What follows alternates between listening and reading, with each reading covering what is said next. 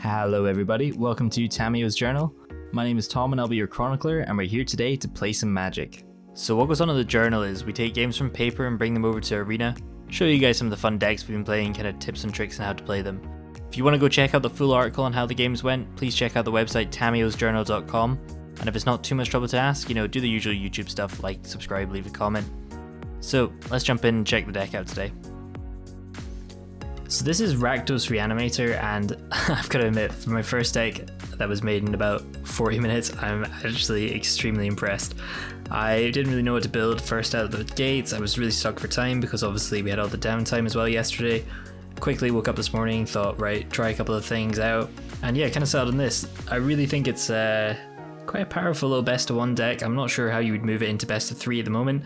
Potentially some sort of Grixis thing with kind of access to counter magic, but for now we'll just keep it Rakdos best of one and have a lot of fun with it. So the base of the deck is kind of based around Rotting Regisaur and then Reclusive, Maw of Flames, along with Cavalier of Night. These are three really powerful cards. They're both very, very restrictive in their mana cost, but like if we can cheat them out with things like Blood for Bones or Bond of Revival, then yeah, we're basically gonna get them out turn 4, turn 5, potentially just have these massive threats that if our opponent doesn't deal with them, then they're basically gonna lose the game in the spot. The rest of the deck is kind of built around just kind of reanimation as well, so we've got things like Deliver Unto Evil, Recovers, kind of different kind of ways of getting everything into the graveyards. That's kind of what the Regisaur is for. Rigsmati Reveler as well as another card that we can just start chucking things into the grave. The rest of the deck is kind of built around kind of removal packages. They're really flexible. Obviously Angrass Rampage is fantastic for best of one. You get the choice of 3 on one card essentially, which is really good. Added in a couple of the Embodiment of Agonies. I think this is a card that's going to be overlooked a little bit, but a Flying Death Touch that's basically a kill spell, with flying. It's going to block pretty much most things. Your opponent has to spend removal on it, otherwise they're going to be in a bit of trouble. Dreadhorde Butcher was just kind of an early play. I think it's obviously a really powerful card against Llanowar. Obviously you can take some really good effective trades against things, and if not, then you're just going to get massive very, very quickly. The rest of the deck is kind of built around kind of sacking, getting a little bit of value as well. So we've got things like Garbones that we can just keep reanimating to kind of pay for all our sacrifice stuff. Plaguecrafter's obviously in there because it's a creature, and yeah, again, if you want to sack your Dreadhorde Butcher to deal some damage, Plaguecrafter works very well with that. And yeah, the whole kind of package I think is really only lacking just kind of a bit of refinement at the moment. I thought it was really good, to be honest. Whilst I was playing it, there was a couple of times I thought token strategies were a little bit difficult, but obviously for sideboard wise, if you want to build a sideboard, you would just add things like Ritualist Suit, cast downs, a little bit of the extra removal stuff as well, just sweepers that are just going to do things. Golden Demise is still fine, Cry of the Crenarium still fine. You don't really want to be using Cry of Crenarium unless you're really far behind, to be honest though, because you do want to keep your creatures on the board or at least in your grave.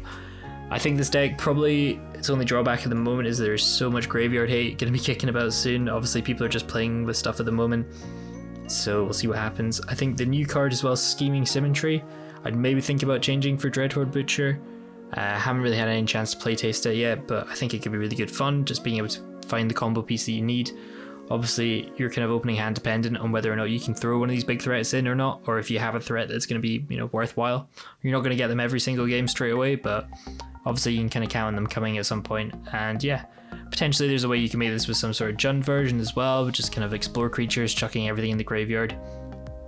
Arguably as well, Command the Dreadhorde should be in this deck, but I'm just not convinced by it. I mean, obviously the deck's had a lot of success recently, but overall I'm a little bit kind of on the waiver wire for best of one, to be honest. There's so many aggro decks kicking about that if your life total gets low enough, if you don't have that explore package to gain life back, then yeah, I mean, you're pretty much going to be relying on kind of finishing the game super quickly. So it's kind of why I think Bond of Revival is just a little bit better at the moment, at least for best of one, because it gives your creature haste and you can actually do something on the turn.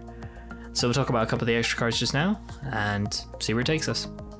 So first off, we've got Rotting Regisaur. I think obviously the Jankosaurus, as I like to call it now. Absolutely phenomenal card. It's 7/6 that's going to be just incredible amounts of value for yourself first of all, but that additional clause of in your upkeep you have to discard a card. Obviously we're looking to get our two main threats into the graveyard as quick as possible, so with Regisaur kind of turning himself on as well and just making sure we can just consistently chuck something away. Obviously your opponent has to spend removal on it. It's a 7/6 at the end of the day. They're not just going to jump block it forever. So yeah, it basically eats a removal spell. It's only a 3-drop, so you're pretty early to get it down. Can threaten a lot of powerful things in the format that are 4 or 5 drops at the moment. Then next we've got kind of the rest of our reanimation stuff as well. So Blood for Bones, unbelievable card. You sack a creature, return a creature from your grave to the battlefield, return another creature as well from your graveyard to your hand. This is really good because it just keeps the kind of loop going as well. So if you want to get either Regisaur or Rixmati back, or if you need something else to sacrifice, so Platecrafter or something to clear the way for your big threat, also really, really handy as well. For 4 mana, fantastic kind of value as well for getting basically 2 cards back. 1 onto the battlefield, 1 to your hand, so pretty good, almost effectively like a draw 2, so pretty good. Bond of Revival is the other cutting card here as well, so return creature from the graveyard to the battlefield against haste. Obviously we want to use this on things like Cavalier of the Night and Reclusive as well. With Reclusive, it's just incredible amounts of value for a 7-drop coming back and then dealing a ton of damage as it attacks. I don't think I can think of any other card that's pretty similar to that in Standard at the moment. Obviously there was things like Skarg and Hellkite that just weren't as good last time with the Riot mechanic, but I think now with this kind of big dragon threat that it's going to come back and attack instantly, you're going to be able to do the damage. Yeah, so pretty good. Obviously a sorcery spell, so you can't just combat trick it out, but pretty good fun. And yeah, I think as well the art is fantastic on it. I'm surprised people didn't really play around with it too much last season, but now that we've got a little bit of kind of extra reanimation stuff, it should be okay. Next up, we've got Embodiment of Agonies. I think overall this card is going to be really powerful in the right hands, and when it comes down to it, it's going to get removal spell either way. It's also a demon as well if that's important to you.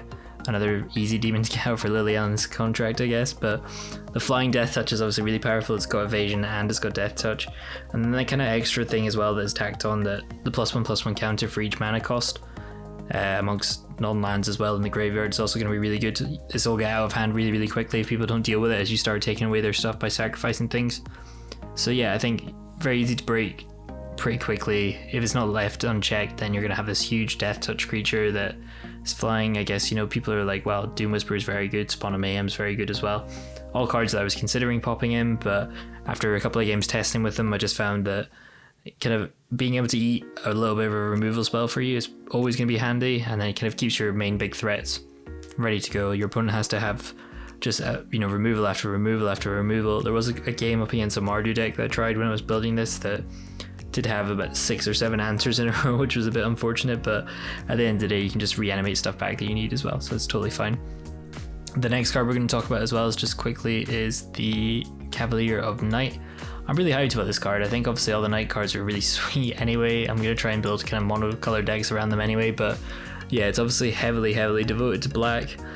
Obviously the lifelink's pretty good. If you're far behind, you get a 4/5 with lifelink. It's a pretty, you know, heavy creature that's going to be almost unkillable as long as your opponent doesn't have removal.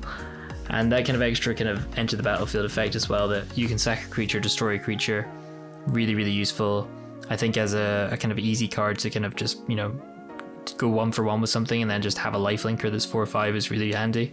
I think obviously people are still going to be playing with Lyra, but yeah, obviously this gets rid of the Lyra and then keeps everything else going, which is great. It gets rid of Niv-Mizzets, it gets rid of a lot of creatures that are just going to be really annoying, and as well if you get this back with haste you can attack a planeswalker straight away. Definitely going to catch a lot of people out, I think, so probably going to be quite good. The exit the battlefield clause as well, when it dies you get to return a creature with converted mana cost 3 or less. It's going to be really good as well. There's quite a few things that we can return back that'll be kind of useful as well. So obviously we've got the big kind of Jankosaurus with the Rotting Regisaur, but obviously Platecrafters, Embodiments of Agony. If it's already going to be huge and then you pop this in the graveyard, it's obviously going to get more stat as well. If you need to get something else back into the graveyard, you can get Rixmati back in as well. So I mean, there's obviously a lot of different things that we just kind of keep these into the battlefield or static abilities going just in this kind of cycle, which is really good. So finally, the last card that we're going to talk about, Reclusive, Maw of Flames. It's absolutely incredible. I don't know why it's so cheap at the moment. People are going to be sleeping on this. I think it's incredibly fun to play with. Obviously it's a dragon, it looks fantastic. The art's amazing. I just love everything about it. It's a red dragon. You know, it's spitting flames across the battlefield, doing a lot of damage, which is fantastic. It's a 7/7 for 7. Whenever it attacks, deals 4 damage to any target and then 3 damage to up to another 2 targets. So I mean, you've already got 10 damage split across the board, almost like a mini Star of Extinction with a 7/7 tacked onto it, and you get to keep your stuff as well. So I think it's pretty fun. Obviously you're just going to be cheating this out turn 4, turn 5 if you can. If not, it's going to be pretty hard to hard cast it because of the devotion to red, but I think with kind of the way this deck's built up and everything, it should be okay. Hopefully, you know, obviously we'll see what happens, but who knows. yeah, hopefully we can get a couple of Reclusives out, we can get a couple of Registors out, we can get a couple of Cavaliers out, see how everything plays, and I will see you guys in game. Cheers.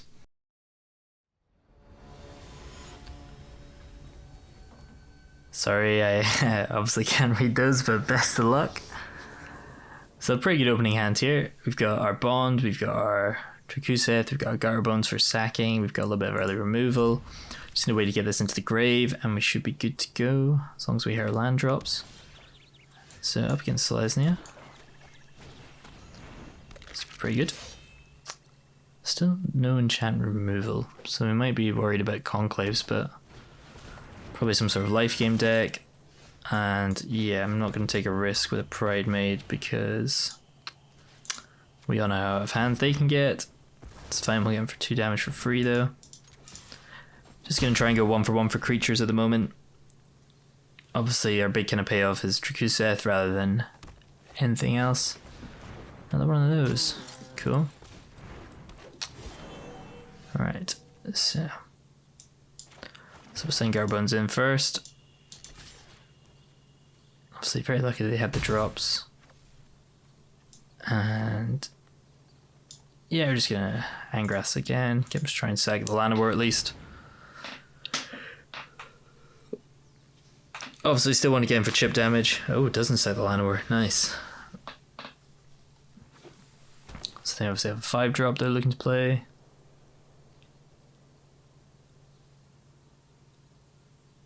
Oh, or not. Gets in. Cool. Nice. So best draw here would be a Regisaur, but that'll do. So at least we got 1/1 Death Touch. Keeps everything else in check. Big creatures. Just a way we can deal with another Pride Maid if something like that comes down and starts gaining a lot of life. Obviously a bit worried about token strategies at the moment. But we're on a pretty healthy life total. So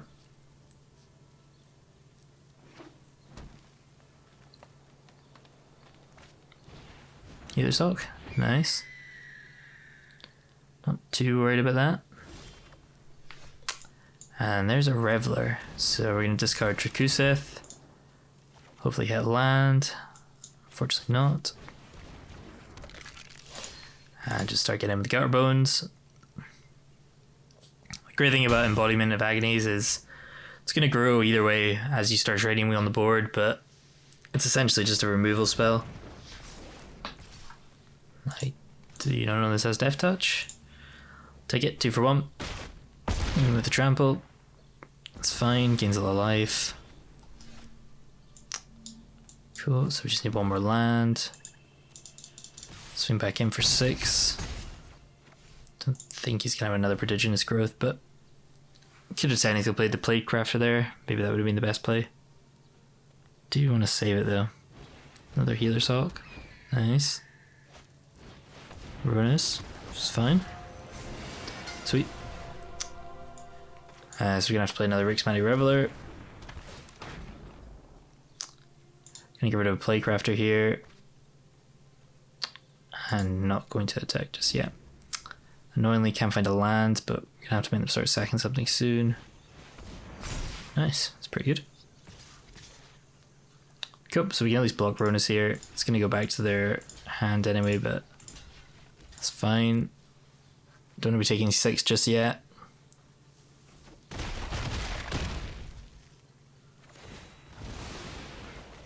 So probably gonna take that. Because if we don't draw a land, we can make our opponent double sack. That's pretty good.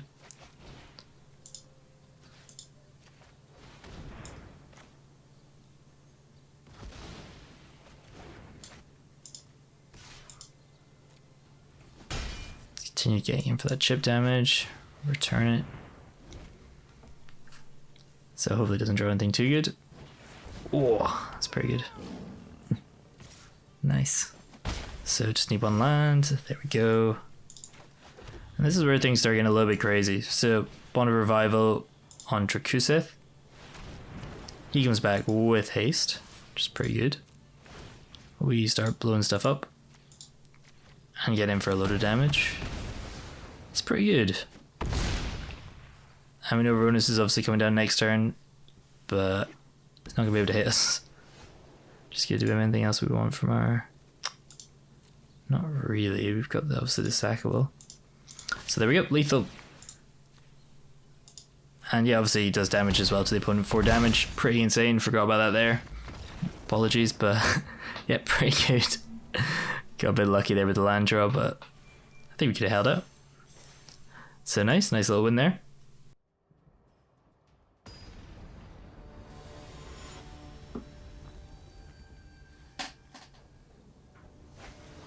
So Steel Wolf, best of luck. And yeah, it's a pretty good opening hand. Probably going to keep that. We can obviously get Reclusive in. Opponent's mulliganing. We got an early Dreadhorde Butcher as well, which is nice. So the temptation is to guarantee we get that in. Depends if our opponent's on some sort of blue-black deck. It'd be a shame, they're probably going to target the Bond of Revival. Although we could always leave Reclusive in and then hope they take that. Opponent's going down, so they're maybe playing some sort of Vanifer deck. Or some sort of combo deck, we'll see. Breeding Pool for our opponent. Hinterland Harbor. Growth Spiral. Oh. Some sort of land deck, cool. There's Cavalier, so just gonna get down Dreadhorde Butcher. It's clean. Doesn't get as good as this, so we can obviously Rix Maddie's next turn. Start activating Speculate stuff. Evolution Sage, nice. So they're gonna go attacking first, see if our opponent blocks. Presuming they want to keep their Evolution Sage around. Nope. It's fine. Do that, steal 3 damage to them, cool. Oh, yes. So yeah, obviously Rix Maddie as well being our source of card draw as well for later on in the game. With that Speculate cost as well. Pretty useful. Llanowar for our opponent. Nice. Ooh, playing some sort of adapt deck. Cool. See if he does a double block first, I guess. Cool, so just gonna force him to sack something. Don't want to start adapting too much.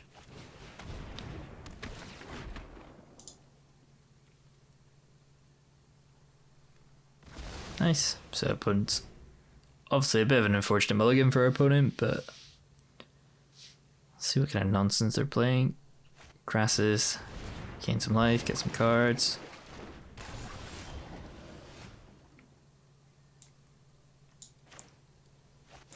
Yeah, I guess. Seems like a pretty good trade. I'll just return Rix back to our hand. So the great thing about Blood for Bones is obviously the returning to your hand as well. You can obviously get something back to get something back into the graveyard.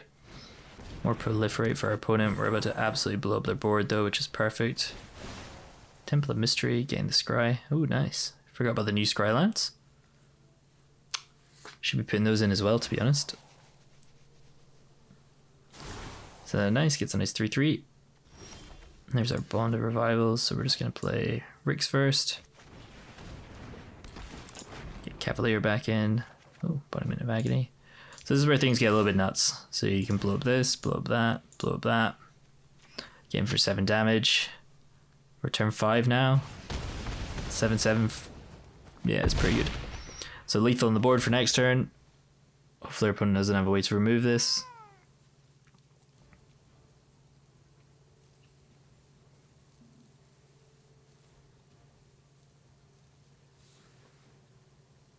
And scoops it up, nice. So you see the power of obviously getting something like that down very early. Just kind of can clean up the board quite nicely. Acts as removal, acts as a very good attacker.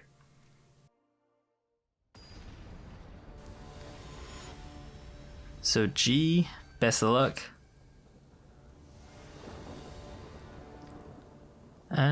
Pretty good opening hand. We need some red mana, but as long as we draw into something pretty good. Not gonna say no to that. A little bit of reanimation. Nice little death touch thing is for removal. See if our opponent mulligans.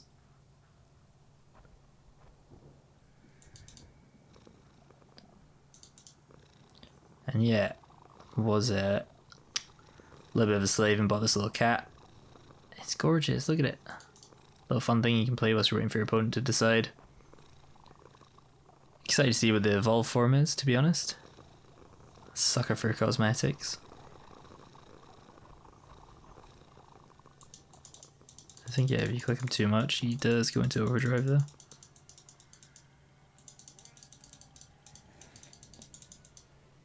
Cool. So just get guard bones down nice and early.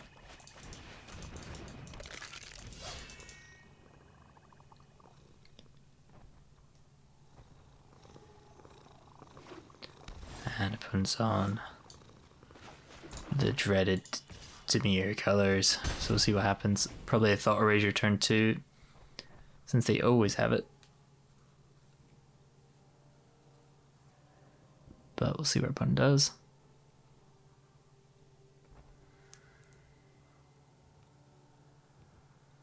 Obviously the art as well from Seb, Blood for Bones, absolutely gorgeous. What card. Some really, really nice card art as well. I think my favourite so far has been Icons of Ancestry, but it's going to be going in every single one of my night decks. So see what happens now. Opponent's blue mana, Thought Erasure, of course. So probably going to take a Blood for Bones. Maybe not, maybe just the Angrass Rampage.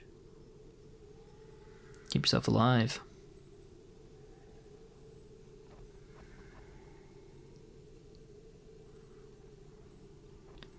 Definitely one of the best cards about at the moment. I think some of the ridiculous stats, it was in 40% of the Mythic Championship decks or something like that. So you can see how powerful it is. But can it beat a 7/6? Obviously we've got nothing good to discard, but the pressure this is going to exert is pretty crazy. It puts our opponent on a 2-turn clock if they don't deal with it. Forces out a removal spell. It has to be a cast down if he's got it. Or some sort of return effect. So yeah, he's going to be the target of a lot of stuff, let's say. It's too powerful not to get rid of, but ideally I'd say the best way to deal with it, force your opponent to discard all their stuff, just have chump blockers, but Deep Sanity, nice. So going to get rid of a Blood for Bones, kind of want to keep that, nice. So force him to sack a creature, it's tapped out. Get in with everything. Obviously we can Blood for Bones now if we need to, depending what our opponent gets rid of. But he might just be dead. He is. Fantastic. So you can see the power of that and just the power of the deck as a whole. I think it's a really fun best of one deck. Definitely recommend giving it a try. And yeah, hope you guys enjoyed, and I will speak to you in the post game. Cheers. So the deck went 3-0 there, which I'm really happy with. Yeah, I didn't really expect that to happen, but Reclusive coming in big, Mob Flames, cleaning everything up. I think overall the deck's pretty well built, to be honest. It was obviously very quickly put together this morning, but yeah, for what it's worth, I think I might actually be on something here. Obviously with the reanimation spells, I think it's pretty good. Things like Angrass Rampage, obviously just being super flexible for best of one. And things like Deliver Unto Evil and Recover, unfortunately they didn't come up, but they're just another way to get things back that you need to get back. So for example, if you've run out of Bonds of Revival or Blood for Bones, you've got a way to just kind of indefinitely get cards back from your graveyard. This whole kind of reanimation strategy is obviously shut down by Graveyard Hate, which is still going to be really prominent, so I'd say get in whilst you can with this deck. I wouldn't recommend really splashing for cards if you don't want to use them, but yeah, you basically just have the Reclusive and some other big threat as well that you've got lying around, so the Cavalier Knight. The Rotting Regisaur I think is a really fun card to build around. It's a 3-drop that your opponent has to answer, so potentially a worth a build. I think it's really fun, I think it's really cool. It's a 3-drop 7/6 dinosaur, that's insane. On a whole, to be honest, I think there's definitely different ways you can take this deck. I think John's obviously a really good kind of idea.